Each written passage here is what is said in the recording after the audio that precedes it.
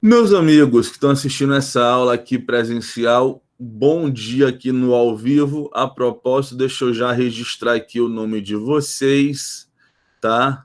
Tô eu que sou professor, né? A Clébia, Érica, Ícaro, nosso monitor tá por aí também, bem-vindo, Ícaro, Micaelen, Nayana, Paloma, Érica, Paloma, Patrícia, Sara Gomes e The Garage 85, mais conhecido como Caio, né? Acertei, Caio? Tá, meus amigos, bom dia para vocês. Para o pessoal que vai assistir a aula aí gravada depois do Unifom Online, bom dia, boa tarde, boa noite e boa madrugada. Hoje a gente está dando entrada, como vocês percebem aqui de lado, a gente está dando entrada na última temática passível de aparecer questão ou questões aí na nossa prova, que é a temática relacionada ao direito patrimonial societário, notadamente o estudo aí do capital social. Tá? Então, isso deve levar as nossas 3 aulas da semana. Lá na sexta-feira, portanto, eu vou disponibilizar no nosso Unifor Online aí, além da aula de sexta-feira, os slides todos da semana e o último fórum específico que a gente vai utilizar para poder fazer aí a contagem da sua nota de fóruns, tá? Então, fique esperto aí com isso, né? Para a gente poder ficar aí show de bola com essa questão dos fóruns. E lembrando, né? Fizemos aí a pedido de alguns a prorrogação dos fóruns para até impreterivelmente essa sexta-feira agora, dia 22, tá? Então você tem até a sexta-feira para dar essa aplumada aí nos fóruns mais antigos, né? Esses fóruns mais novos, né? O da deliberações sociais e os 2 últimos anteriores, eles ficam para o dia 31, tá? Bom, cara, sem demora, então, vamos para a tela, tá? E aí a gente faz aquela dinâmica que a gente está fazendo, que está andando bem. Eu vou evoluindo aqui, dou ali 1 ou 2 paradinhas no decorrer da aula, para entender aí como é que vocês estão, tirar eventual dúvida e a gente seguir viagem, tá? Deixa eu desconcentrar agora aqui de vocês do chat, para a gente ir para a nossa aula. Vamos lá. Bom, cara, a primeira coisa importante que a gente precisa tratar sobre o direito patrimonial societário, ou mais precisamente sobre o capital social, é a gente entender o que é essa figura do capital social. A gente perceber, vamos dizer assim, uma noção econômica e também jurídica sobre o que a gente deve entender como sendo o capital social, tá? Até porque, bicho, muita gente faz muita confusão com isso, né? Ou tem um entendimento completamente enviesado, ou até dá juridicamente uma importância ao capital social que ele a priori não deveria ter, né? Por quê? Veja, né? As pessoas que, né, advogam, trabalham ou estagiam perante as varas de falências, né? Uma das primeiras dúvidas que você vai ouvir falar na prática é o quê? Ah, olha aqui essas 2 sociedades. Olha essa sociedade A, capital social dela gigantesco, né? Capital social dela gigantesco, só que ela faliu. Olha essa sociedade B, capital dela diminuto, e ela está rachando de dar lucro, como se o montante do capital social fosse determinante para o sucesso da atividade empresarial, né? Lá no direito administrativo, por exemplo, quem já tem aí alguma experiência prática com a parte de editais de licitação, já deve ter percebido que muitas vezes, não é, os editais de licitação estabelecem que aquelas empresas que querem participar de licitação, aquelas sociedades empresárias, na verdade, né, que querem participar de licitação, elas devem ter capital social mínimo de tanto, daquele mínimo para mais, como se o capital social fosse representar alguma coisa em relação ao sucesso ou à eficiência da atividade empresarial, tá? Aqui dentro do direito empresarial também, as pessoas, né, vocês alunos que estão começando a fazer o estudo dessa temática, que estão começando a olhar para isso, né, às vezes também tem uma visão enviesada, uma visão equivocada do que é o capital social. Às vezes as pessoas pensam que o capital social ele é um dinheiro que fica lá depositado numa conta bancária e que a sociedade, através dos seus administradores, vão mexer nesse dinheiro quando for disponível, quando for necessário, melhor dizendo. E a coisa também não é assim, cara. A coisa também não é assim. Veja só.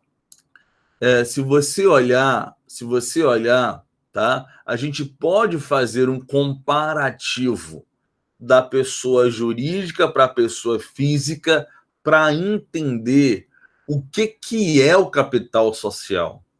Sabe por quê, meus amigos? Vocês que já estudaram aí Direito Civil 1, por exemplo, já sabem, né, a teoria ou a história do patrimônio mínimo, né? Existe no direito a teoria do patrimônio mínimo que defende a ideia, não é? Que defende a ideia de que é preciso que se garanta a todas as pessoas humanas um patrimônio mínimo essencial para que ela possa livremente desenvolver sua personalidade, não é? Ou seja, não é? Essa é a, vamos dizer assim, a lógica mais doutrinária, mais científica do que você pode entender por capital social. É aquele mínimo necessário, né?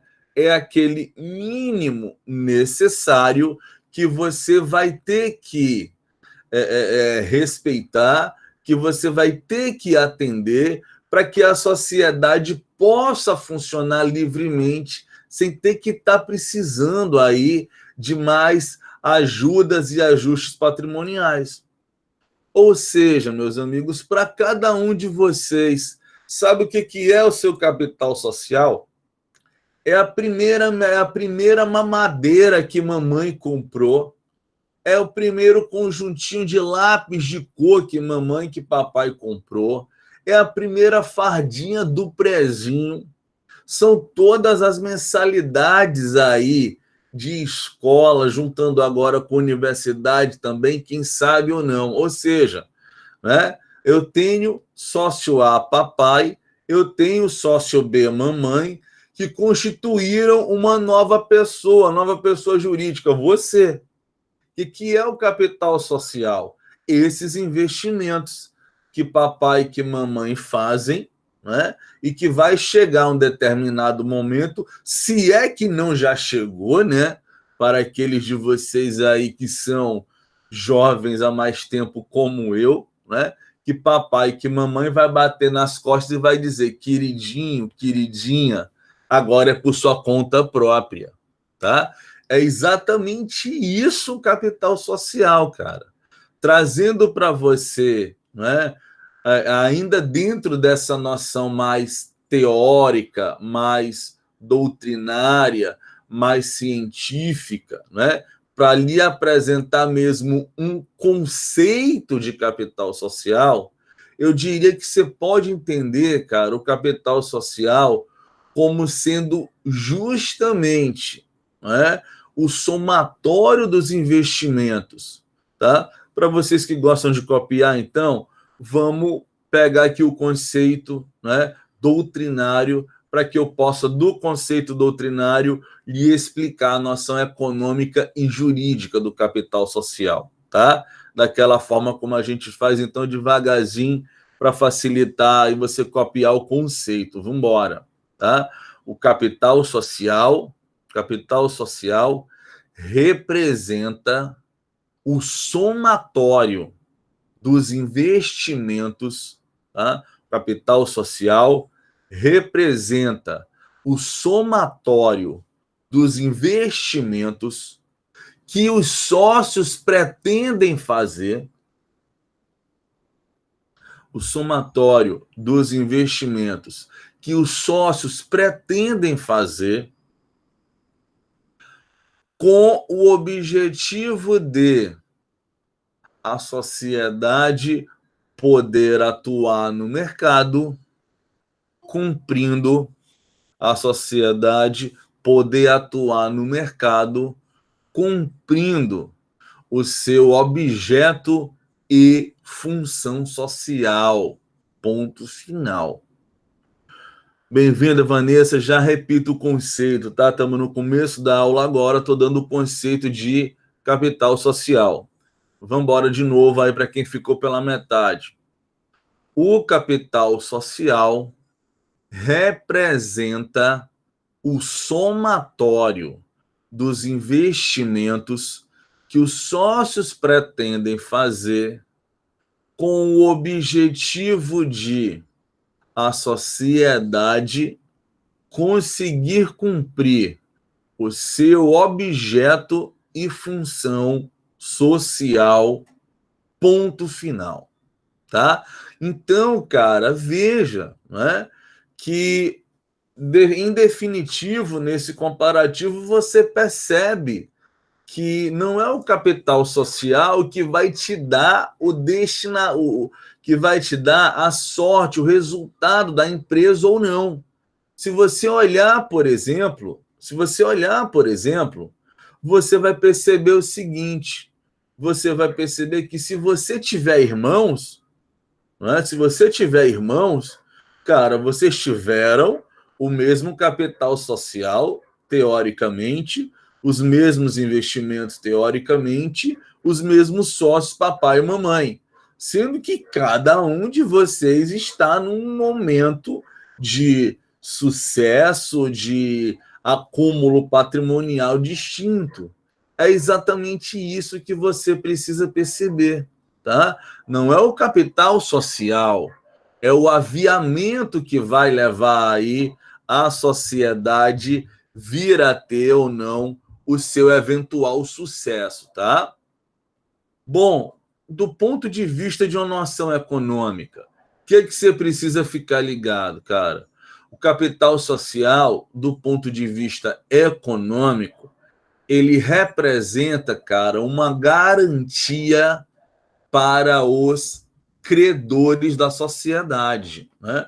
O capital social, ele representa, do ponto de vista econômico, a última, se não a única das garantias que o credor vai ter em cima daquele crédito que ele concedeu para saber se ele vai ou não receber com facilidade ou com dificuldade aquele crédito de volta, tá?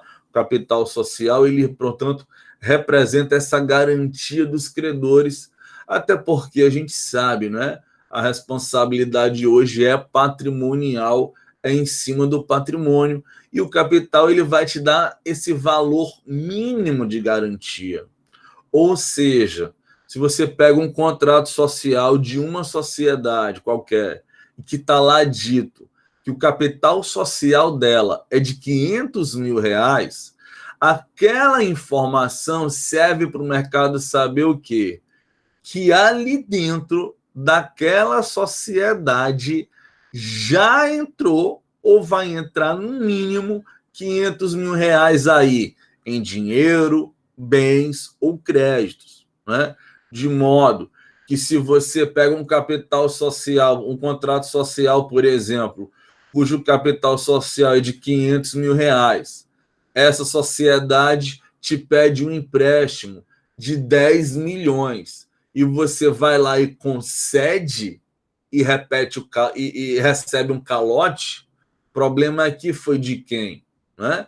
Da sociedade que te deu o calote ou de você que não soube conceder o crédito em atenção ao capital social, tá? Então, essa é a noção econômica do capital social.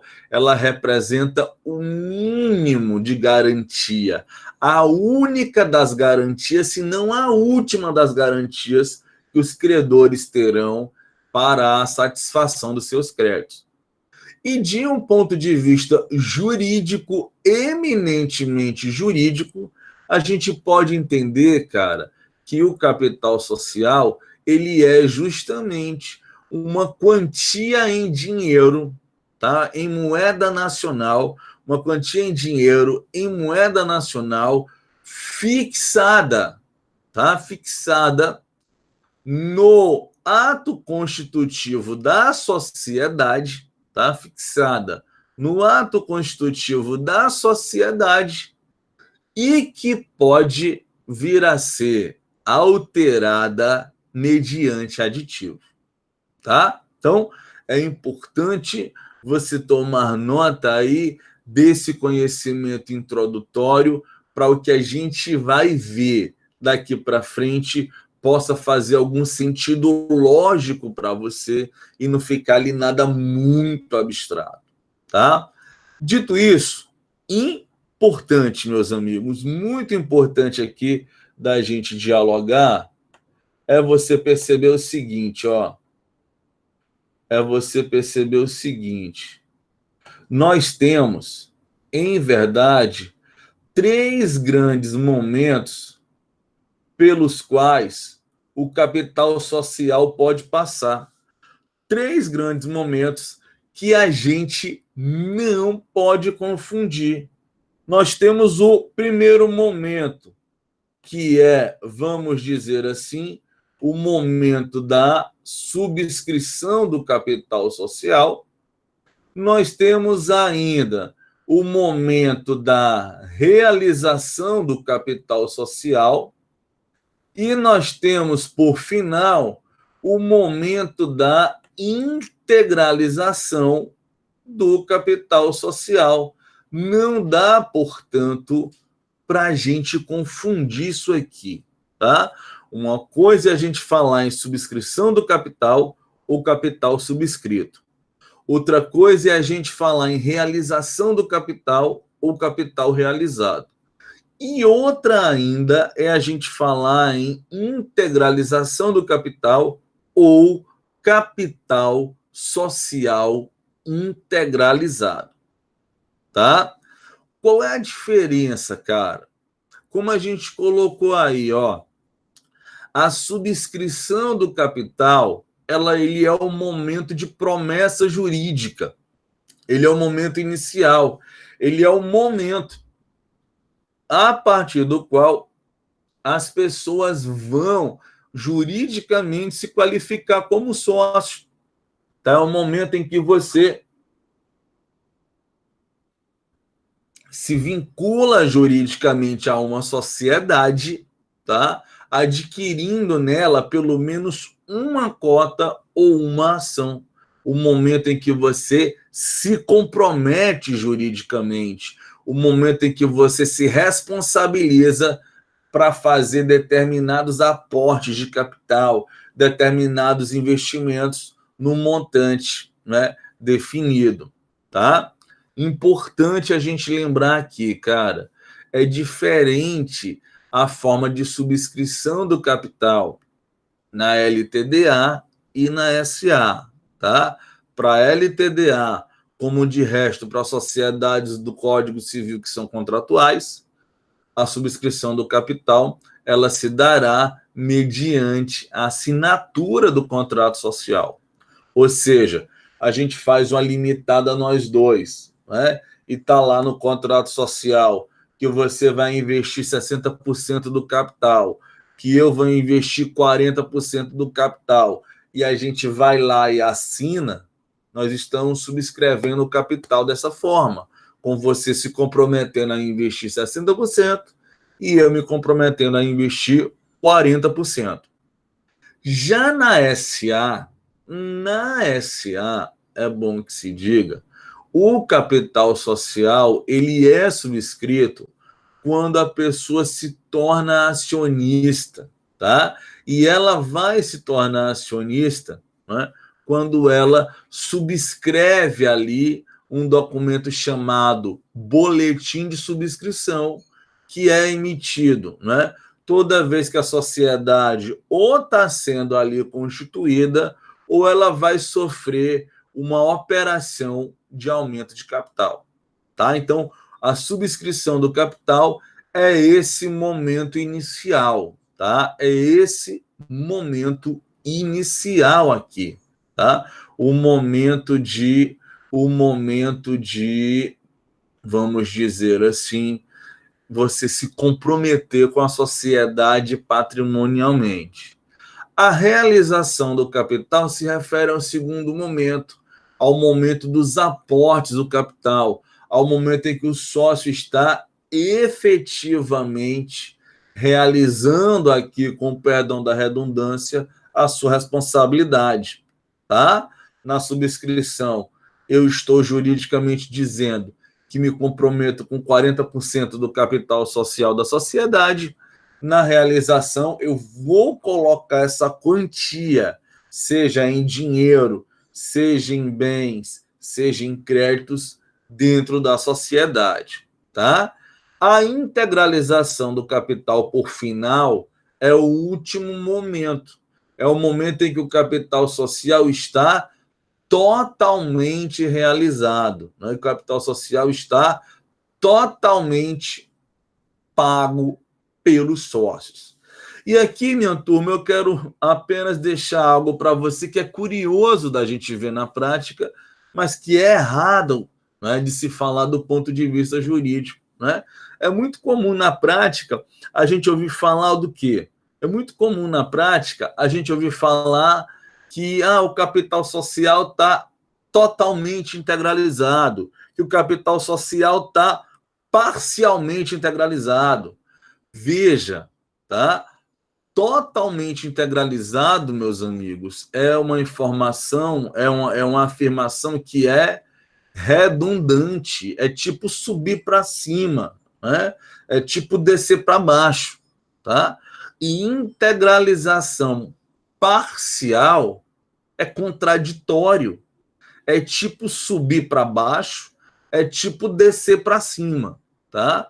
O que vai estar total ou parcialmente é o momento da realização do capital.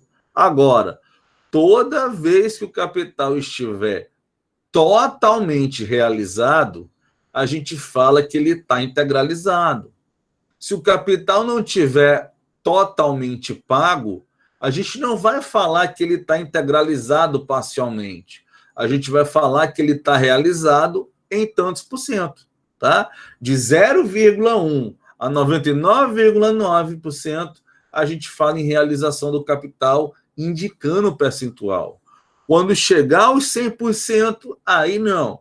A gente não fala mais em realização do capital, passando a tratar aí como integralização do capital ou capital integralizado, tá? Muito importante você compreender as diferenças desses três momentos aí distintos, tá? Muito importante mesmo. Alguns de vocês aí que vira e mexe me apresentam dúvidas, ora por torpedos, ora no privado do WhatsApp, né? Dúvidas ali quanto à responsabilidade patrimonial dos sócios, tá? Cara, o fundo das dúvidas normalmente está aqui, né? Nessa questão da subscrição, da realização, da integralização, que são conceitos que você precisa dominar e entender, tá? Não que vá aparecer em prova sua o que é a subscrição, mas você precisa dominar e entender para poder aplicar aí em temas mais práticos e relevantes, tá? Outro ponto importante aqui, ainda nessa parte introdutória da aula, é o quê? Vamos dizer assim, os princípios de regência do capital social, os princípios informativos ou informadores do capital social. Meus amigos, minha turma, vejam bem, tá? Vejam bem. Para qualquer sociedade, sejam as do Código Civil, seja a SA, tá? Para qualquer sociedade, a gente vai ter aí sempre três grandes princípios informadores, tá?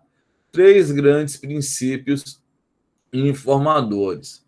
O princípio da determinação, o princípio da efetividade e o princípio, hoje em dia denominado de princípio da variação condicionada.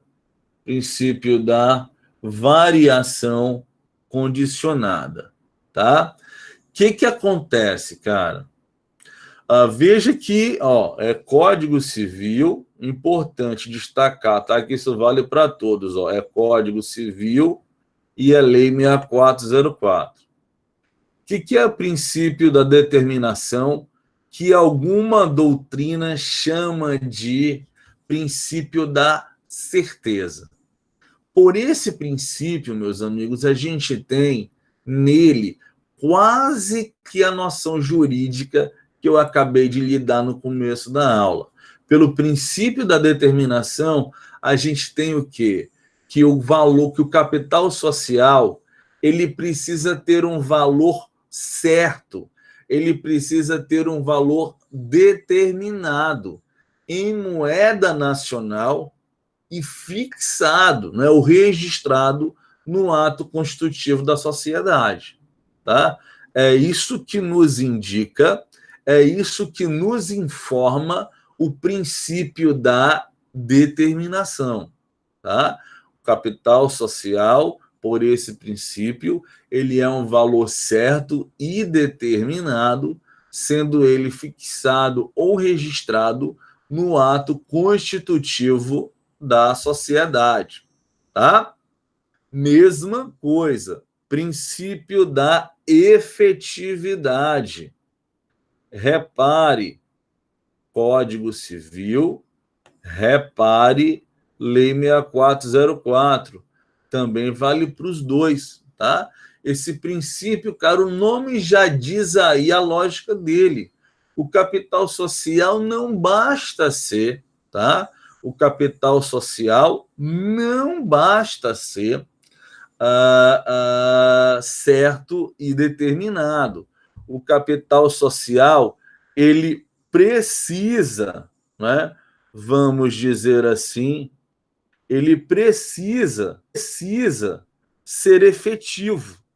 Ele precisa vir a ser totalmente realizado. Ele precisa vir a ser totalmente integralizado. Ou seja, não basta a gente,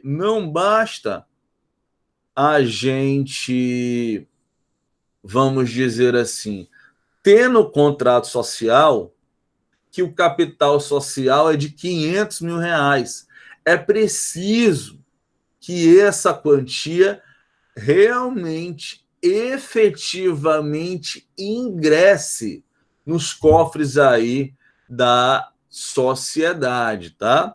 E, cara, é justamente por existir esse princípio da efetividade que é importante você conhecer o seguinte: o direito brasileiro, o direito empresarial societário brasileiro, em face do princípio da efetividade, ele é seguidor de um outro princípio, né, que é muito comum de se ouvir falar, vamos dizer assim, no direito empresarial norte-americano e que os autores estão importando para cá. Qual é o princípio? Eu vou até digitar o nome dele aqui para vocês no chat, porque, enfim, né, é da língua inglesa o nome, vale a pena você ficar ligado. Não é só traduzir o que evidentemente é viável. Está aí o nome, ó, o princípio da vedação de uso ao capital social water-made. Tá? Esse princípio, o princípio da vedação de uso ao capital social water-made, ele decorre do princípio da efetividade, tá? Ora, o nome do princípio aí já diz, né? O que é esse princípio da vedação de uso ao capital social water-made? Esse princípio nos diz que aqui no Brasil a utilização do capital social water-made está vedado, né? Bem óbvio aqui. Agora é importante você entender o que é o capital social water-made, tá? Numa tradução livre e forçada, water-made significa feito de água ou liquefeito, tá? Então, seria algo como o princípio da vedação de uso ao capital social liquefeito, ao capital social feito de água. Como assim, cara? É aquilo, eu preciso da efetividade do capital social.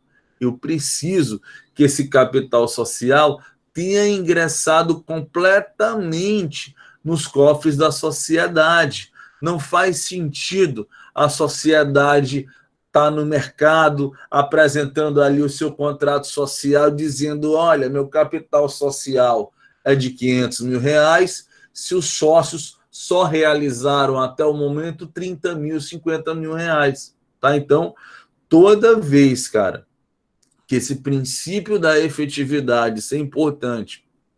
A gente até falou um pouco sobre isso quando a gente estudou funções societárias. Toda vez que esse princípio da efetividade ele é desrespeitado, tá? Toda vez que esse princípio ele é desrespeitado, o que acontece? O que acontece? Os sócios ali sofrerão normalmente uma suspensão, né, vamos dizer assim, na possibilidade de exercer os seus direitos patrimoniais, porque eu estou diante de um capital social que ou não é efetivo ou ele está water-made, né? Quando é que o capital ele vai estar water-made? Tá? Dá para isso acontecer em duas formas distintas.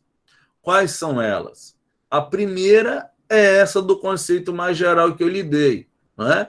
Se o capital social registrado no contrato é R$ 500 mil e só está pago ali R$ 100 mil, o capital social está water-made. A segunda noção, uma noção mais estrita do capital social water-made é o quê? É toda vez, tá? Toda vez que o valor patrimonial da sociedade, toda vez que o patrimônio da sociedade, o valor patrimonial dela, for inferior ao valor do capital social registrado, né, no ato constitutivo, no contrato social, isso também vai ser capital social water-made, tá? Alguns de nós, me parece que faz aí outra faculdade junto com essa, né, administração, contábeis, ou até já é formado nisso, tá? Isso que eu estou dizendo para você, essa segunda noção de capital social water-made para o direito, é aquilo que a gente conhece lá no mundo das ciências contábeis como sendo o chamado patrimônio líquido negativo, tá? Então, são essas as duas noções aí que a gente vai ter do capital social water-made, tá? Ou o capital social está water-made, porque falta ainda determinado montante para ele ser integralizado, ou ele está water-made porque o valor de patrimônio dele está no montante inferior ao valor previsto no capital social. Último princípio para a gente dar uma pausa e eu ver se você está seguindo aí tudo bem, tudo ok. Princípio da variação condicionada. Meus amigos, falam em variação condicionada, princípio da variação condicionada aí, os autores, vamos dizer assim, século XXI, né? Os autores século XXI, os autores mais modernos do direito empresarial. Eu estou falando aqui do André Luiz Santa Cruz Ramos, eu estou falando aqui do Marlon Tomazetti. Se você pegar os autores mais clássicos dessa matéria, os autores mais jurássicos, digamos assim, e eu estou falando de um Rubens Equião, eu estou falando de um Frão Martins, né? De um João Pontes de Miranda, etc. Esses autores mais antigos falavam no princípio da intangibilidade, dizendo eles, entendendo eles, que o capital social era intangível. Só, meus amigos, que essa noção de intangibilidade, ela vai te passar uma falsa e equivocada compreensão do tema. Por quê? Cara, na verdade, tá? Quando você fala em intangibilidade, isso te dá a noção de que o capital social ele é imodificável, né? Ele é inalterável, ele é imexível, né? Como já disse aí um certo ministro aí no passado, já um pouco distante desse país, tá? Então, não é que o valor não possa ser alterado nunca. Daí a nova geração da doutrina ter proposto a mudança do nome, ter falado aí em variação condicionada, tá? O capital social, ele pode efetivamente variar, tá? Ele não é obrigado a ser aquele mesmo valor de capital ao longo da linha temporal. Ele pode variar. E para que essa variação ocorra, no caso concreto, é necessário que se atendam aí às condicionantes legais, as condições estabelecidas pela lei, tá? Para que esse valor de capital ele possa vir a ser modificado, seja para mais, seja para menos, tá?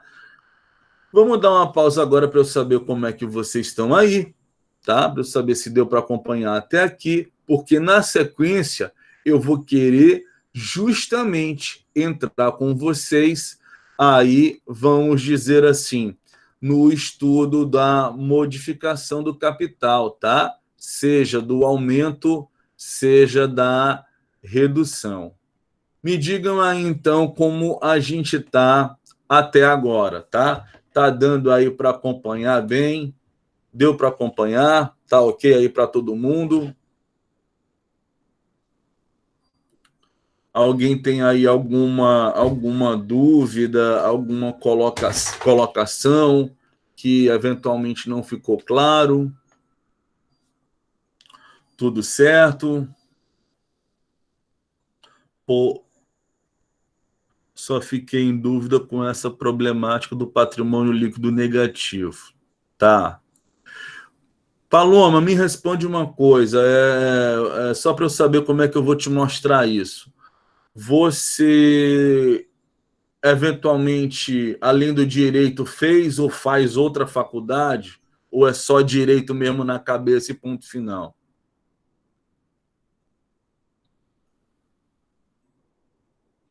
Para ter ficado patrimônio líquido, acho que deve rolar uma contábeis aí, não? Uma administração? Pronto, tá aí. Cara, o que acontece? Juridicamente falando, né, quando a gente fala de patrimônio, de capital social, de administração patrimonial, no plano do direito, a gente tem esse princípio aí que eu coloquei para vocês no chat. O princípio da vedação de uso ao capital social water-made. Tá? O princípio da vedação de uso ao capital social water-made. Capital social water-made é o capital social liquefeito, é o capital social feito de água. O que acontece, cara? Toda vez que a gente juridicamente enquadra o capital social water-made no caso concreto, isso vai repercutir na esfera patrimonial dos sócios, que, por exemplo, deixarão temporariamente de receber dividendos. E aí, para nós aqui do direito, né, diferentemente do que acontece para o povo lá da administração, né, das áreas mais gerenciais, que vão tratar sob a ótica do patrimônio líquido, etc. e tal, aqui a gente fala em capital social order-made. E isso pode se dar, né, você pode configurar no caso concreto o capital social order-made de duas formas. Ou, né, será o order-made o capital social naquela situação em que ele não estiver totalmente realizado, em que ele não estiver integralizado, né? Ou seja, capital social, como eu dei no exemplo, está no contrato social 500 mil, está pago pelos sócios apenas 100, eu tenho aí essa faixa em aberto de capital social ele está order-made. Essa é a definição mais genérica, mais ampla. A outra definição tem relação com o que você perguntou de patrimônio líquido negativo. Toda vez que o patrimônio líquido tiver negativo, a gente também vai falar que o capital está order-made ali. E justamente pelo patrimônio líquido estar negativo, a gente também vai, por exemplo, suspender os direitos dos sócios à percepção de dividendos. Tá? Para quem não tem essa noção de balanço patrimonial como você, a dica jurídica é, né, pega lá o tal do balanço e olha o valor patrimonial, que é o chamado patrimônio líquido. Pega esse valor e compara com o valor previsto no capital social, que também aparece no balanço e que está lá no contrato social. Se o valor do capital social for maior do que o valor patrimonial da sociedade, do que o valor de patrimônio dela, isso também representa uma situação order-made de capital social. Tá? É isso, cara. Tinha que deixar essa informação com vocês. Estaria negativo o capital social por não ter sido integralizado ainda. Sim, tá? Na verdade, são duas questões distintas. Ou o capital social ele é o order-made, porque o capital não está integralizado, ou ele é o order-made, porque o patrimônio líquido é negativo, porque o valor de patrimônio é menor que o valor do capital social registrado no contrato. Beleza? Ok? Show de bola, tô na área. Mais alguma dúvida aí de vocês? Ou a gente pode seguir viagem? Eu estou só perguntando porque na sequência, e a gente vai terminar essa aula vendo isso, tá? Na sequência, eu quero ver com vocês aqui o quê? Eu quero ver com vocês justamente o procedimento de modificação aí do capital social, tá? O procedimento de, vamos dizer assim, aumento e de redução do capital social. Vou tentar ainda fechar o aumento e a redução nessa aula, tá? Não sei se eu vou conseguir, mas vou tentar, tá? Alguém tem aí ainda alguma dúvida? Ou a gente pode seguir viagem? Podemos? Então, vamos embora, cara. Vamos então examinar agora com vocês o procedimento de aumento do capital social. Para você ver, cara, como é um procedimento extremamente custoso, é um procedimento extremamente oneroso, tá? É um procedimento que muitas vezes a sociedade vai tentar evitar, tá? Porque tem muitos gastos aí desnecessários relacionados à assembleia, por exemplo, e é por isso que a gente já falou sobre isso, que na limitada a gente consegue trocar para reunião, enfim, tá? Cara, o que eu quero fazer? Como é que eu quero fazer isso com vocês? Eu quero exatamente olhar o procedimento de aumento pensando na LTDA, para depois, na sequência, a gente perceber as eventuais diferenças que existem do procedimento da lógica da LTDA para a SA, tá? Porque é bem parecido, cara, é muito parecido. O aumento de capital social que está previsto no Código Civil, lá no artigo 1081 do Código, com procedimento de aumento do capital social em razão da subscrição de novas ações, que, se não me falha a memória, a gente vê lá no artigo, eu acho que 167 da Lei 6404, é bem parecido. Como é mais fácil da gente entender aquilo que a gente tem no Código Civil, a gente vai começar por ele, tá? E tá aí, ó, para você, né? Está aí para você todo o procedimento que a gente precisa seguir, né? Todo o procedimento que a gente precisa seguir para que a gente venha a realizar, vamos dizer assim, o aumento de capital social de maneira válida, de maneira regular. Vamos embora ver isso aqui comigo, então. Repara, cara, primeiro ponto importante é justamente o quê? Qual que é a exigência que o legislador traz? Qual que é a exigência que o legislador traz para a gente poder pensar no aumento do capital, tá? A exigência está justamente aí. A gente precisa da integralização do capital. A gente precisa que o capital social esteja devidamente integralizado para que a gente possa vir a pretender a fazer o aumento, cara, do capital. Isso porque, tá? Nada mais justo, né? Se a gente vai tentar atrair, por assim dizer, né, novos investimentos, nada mais natural do que exigir primeiro que o capital social inicial seja integralizado. Então, antes de você integralizar o capital social numa SA, numa limitada, perdão, a gente vai na limitada para depois ver a SA, antes de você integralizar o capital numa limitada, você não pode fazer o aumento de capital. Feita a integralização, aí dá para a gente pensar no procedimento. Olha o tamanho do pepino. Primeiro, a realização de uma assembleia, evidentemente, ou reunião que delibere o aumento, né?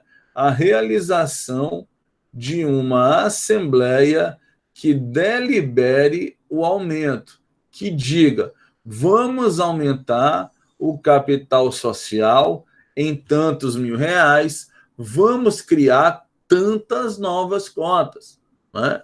Ou seja, você já estudou isso aqui comigo. Você viu como é oneroso e demorada a convocação de uma assembleia, e é por isso que na limitada, cara, a gente pode o quê?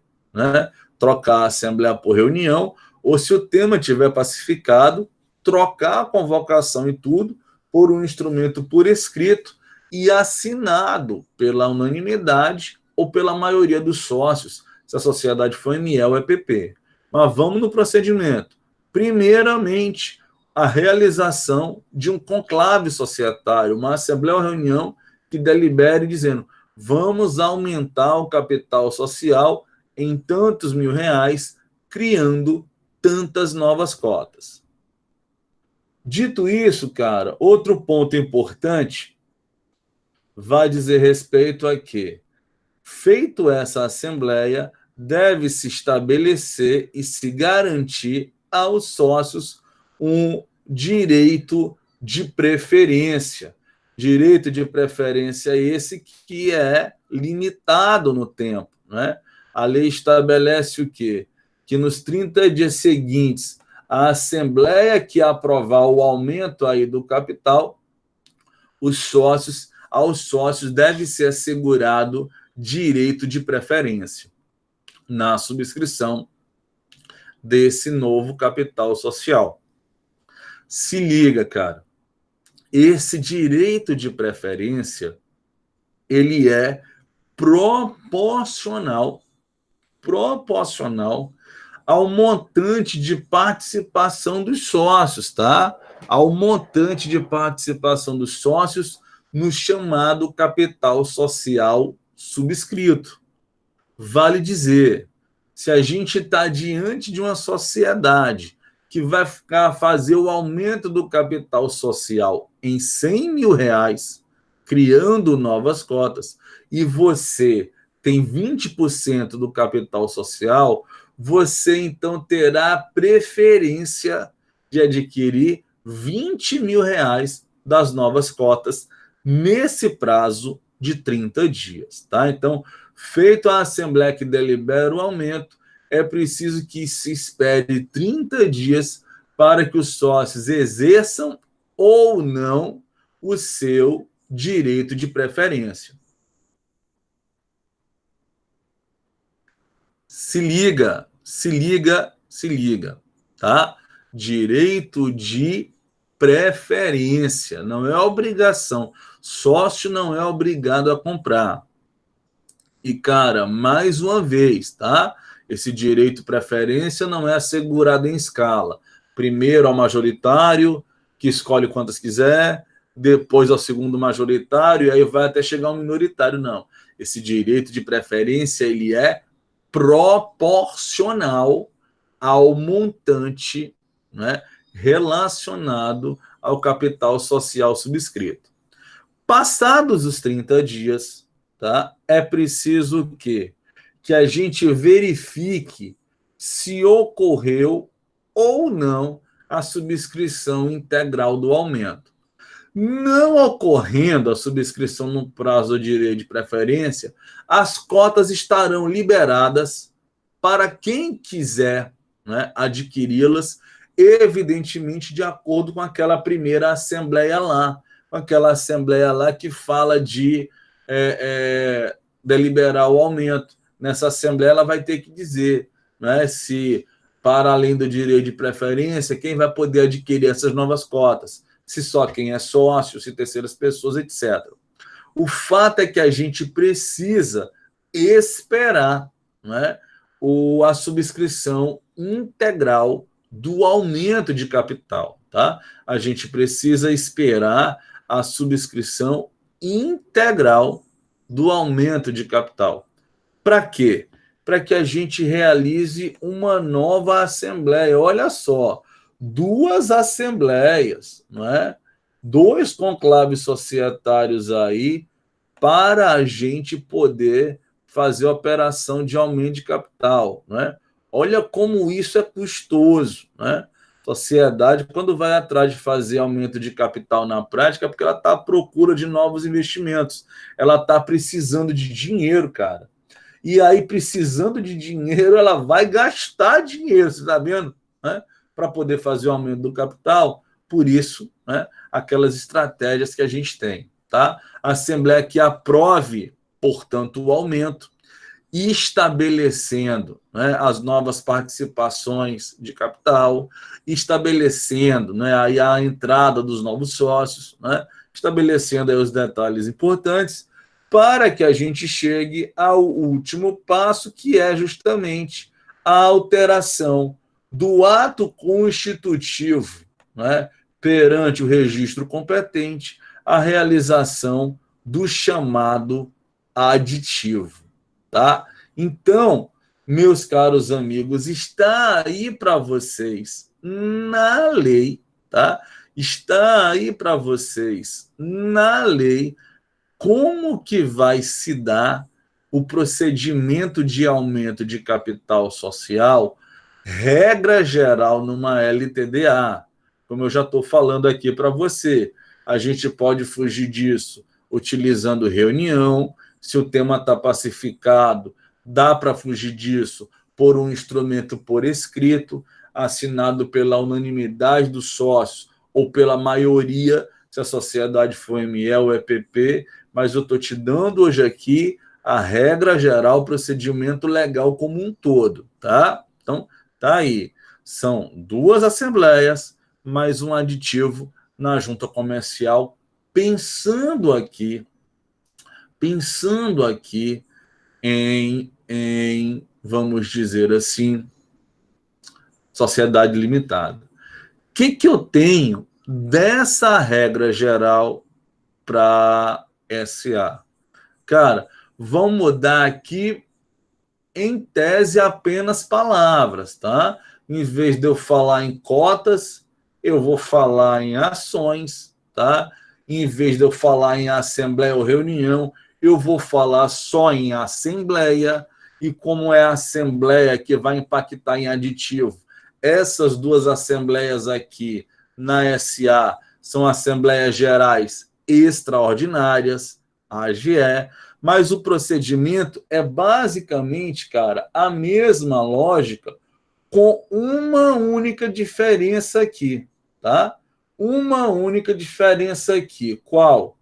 Na SA, a lei, ela não exige a integralização do capital, tá? Para a SA, eu vou colocar aqui de preto para você, tá? Para a SA, se você for ver, o que ela exige para que a gente possa aumentar o capital social com novas cotas? Ela vai exigir a realização de 3/4 do capital social, tá? A realização de 3/4 do capital social, desde que a gente já tenha, portanto, 75% do capital social já pago na sociedade anônima, a gente já pode efetivamente realizar o aumento de capital na SA. Aqui na LTDA não é necessário a integralização do capital social, como a gente viu, tá? Eu quero fechar esse papo de aumento de capital social com 3 observações ainda, né? Observações, algumas delas específicas para a SA, outras que cabem para todo mundo, né? A primeira observação é justamente a questão relacionada ao capital autorizado, tá? Nós já vimos isso, tá? Para você ver em mais detalhes essa questão do capital autorizado, eu sugiro você voltar lá para as aulas do Unifonline sobre classificação de sociedades, né? Tem uma classificação lá quanto à forma do capital, em que o capital pode ser fixo ou variável, e lá a gente mostra para você em detalhes o capital autorizado, tá? Mas o que é o capital autorizado em relembrança? Detalhe, específico para a sociedade anônima, tá? Específico para ela. O capital autorizado nada mais é do que a possibilidade de o estatuto da sociedade anônima prever que o capital social será aumentado independentemente de aditivo.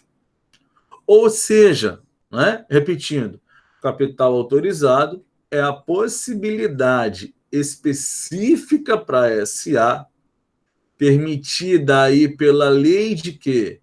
De o estatuto prever que o capital social poderá ser aumentado independentemente de aditivo, tá?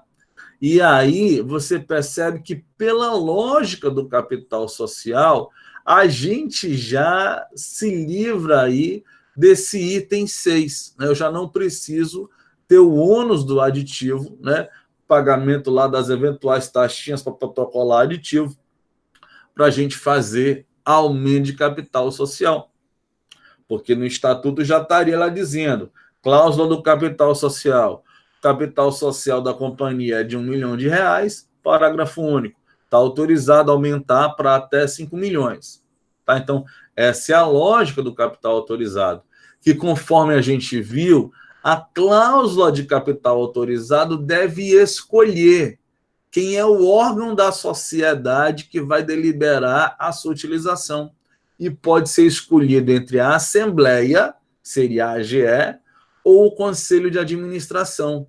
Na prática, o que os caras fazem? Os caras escolhem o Conselho de Administração para também escapar dos ônus aí das duas assembleias mencionadas no detalhe específico, tá? Do procedimento geral. Outra situação que a gente tem importante, que é previsto expressamente na Lei 6404, mas que, de certa forma, também vale para a LTDA, é a capitalização das chamadas, a capitalização de lucros e reservas, tá? Capitalização de lucros e reservas. A gente falou de tabela nisso quando a gente estava estudando a função societária de sócio, e que lá a gente falou o quê? Que os dividendos eles poderiam serem distribuídos em dinheiro ou em ações ou cotas de bonificação. Lembram disso? Né? Dividendo em dinheiro ou ações em cotas de bonificação? Lembram?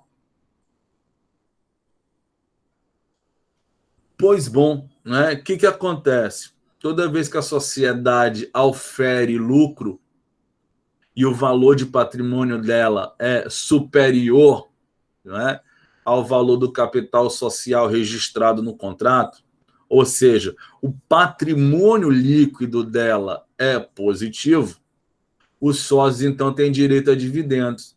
Mas se a sociedade precisa de dinheiro, o que a sociedade pode fazer? Pode pegar aquele lucro que seria distribuído, ficar com ela e, através de um procedimento contábil, transformar aquele lucro em capital social, aumentando o valor do capital social e entregando para os sócios novas cotas ou ações já devidamente integralizadas, tá? Isso tá no 169 da Lei 6404, mas esse também vale para, vamos dizer assim, esse também vale para as sociedades do Código Civil. E, cara, para a gente fechar essa aula de hoje, estou vendo aqui que a gente já está batendo às 9h15, né? Para a gente fechar essa aula de hoje, esse vídeo não ficar muito grande e facilitar a subida dele para o Unifor Online, quero fechar nesse slide falando com você sobre a capitalização de valores mobiliários. O que é isso? É o tema que a gente vai fechar, valores mobiliários, é o tema que a gente vai fechar essa parte, a parte aí do estudo do direito patrimonial societário, né?